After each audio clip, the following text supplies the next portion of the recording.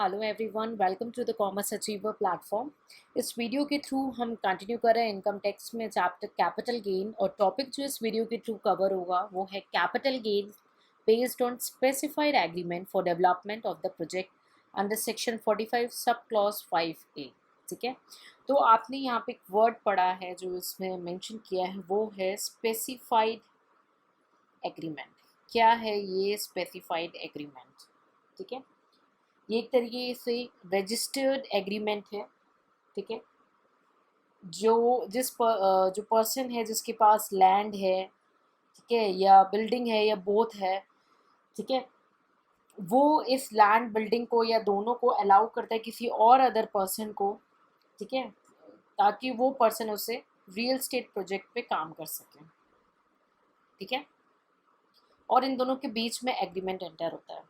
ठीक है, so this definition of specified agreement given under the income tax act में definition दी हुई, एक बार आप इसको आप रीड कर लेंगे। ठीक है, so it's a registered agreement in which person owing land, building or both agrees to allow another person to develop a real estate project on such land, building or both, and in concentration ये इसको बनाने को दे रहा है और इसके return में ये इसको कंस्ट्रेशन में क्या देगा, in construction of the share being a land, building और बोथ ऑफ द प्रोजेक्ट। ठीक है, और कैश और may not be the cash. ठीक है, यानी कि जब ओनर जो है अपने लैंड को किसी और को देता है, प्रॉपर्टी या कोई बिल्डिंग देता है, उसको बोलता है कि रियल स्टेट प्रोजेक्ट पे काम करो। और कई बार आपने ये सुना होगा कि ये फ्लैट्स बनते हैं, ये बिल्डिंग बनती है, कई सारे फ्लैट बनते हैं, तो डेवलपर कुछ फ्लोज ले लेता है और बाकी फ्लोज जो है ओनर रख लेते हैं। So this is the type of a case we are going to deal in this section 45 sub clause 5A। ठीक है, तो चलिए आपने मीनिंग समझ ली स्पेसिफाइड एग्रीमेंट क्या है, क्योंकि मेन टर्म ही यूज हुआ था स्पेसिफाइड एग्रीमेंट, तो वो बेसिक क्लियर होना ज़रूरी है। तो चलिए नेक्स्ट देखते हैं हम इनकम टैक्स के जो प्रोविजंस हैं। सबसे पहले ये एप्लीकेबल दो ही केस में है, individual, one second, okay, individual and HUF के केस में ही ये एप्लीकेबल है। ठीक है, ट्रांजैक्शन कैसी होनी चाहिए?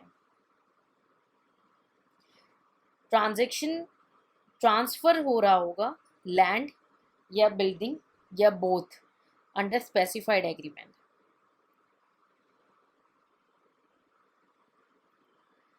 ठीक है, किस ईयर में टैक्स लगेगा, टैक्सेबिलिटी किस ईयर में अराइज होगी?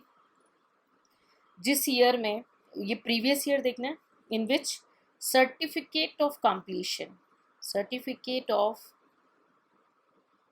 कंप्लीशन, ठीक है, इशू हो रही है बाय कॉम्पिटेंट अथॉरिटी।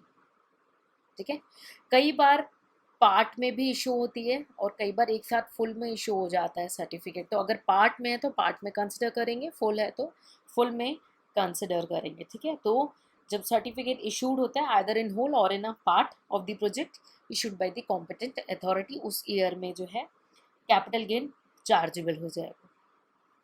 ठीक है, कंसिडरेशन क्या होगा इसके लिए, चलिए देख लेते हैं कंसिडरेशन क्या होना है। ठीक है, कंसिडरेशन इसमें होगा स्टैम्प ड्यूटी वैल्यू उसके शेयर की, मतलब चाहे लैंड बिल्डिंग हो या जो भी प्रोजेक्ट हो, कौन सी डेट को देखेंगे stamp duty value, date of issuing of certificate of completion. ठीक, प्लस स्टैम्प ड्यूटी वैल्यू के साथ और क्या, कैश में कुछ मिला हो। ठीक है, अगर कुछ भी कैश में मिला हो तो ये दोनों को मिला करके इसको फुल वैल्यू ऑफ कंसिडरेशन माना जाएगा। ठीक है, एज अ ट्रांसफर ऑफ, फिर रिड्यूस हो जाएगा अकॉर्डिंगली कॉस्ट ऑफ एक्विजिशन और इंडेक्स्ड कॉस्ट ऑफ एक्विजिशन। ठीक है, आई होप आपको ये क्लियर हो गया हो। ठीक है, so this is all about the provision of the capital gain based on specified agreement for development of the project covered under section 45 subclause 5A। ठीक है, दिस इज ऑल अबाउट, इतना ही इसमें कॉन्सेप्ट था। आई होप आपको clear हो गया हो कि क्या इसमें टॉपिक्स कवर हैं। ठीक है, so in case of any doubt ask in the comment section, and take care, see you in the next lecture.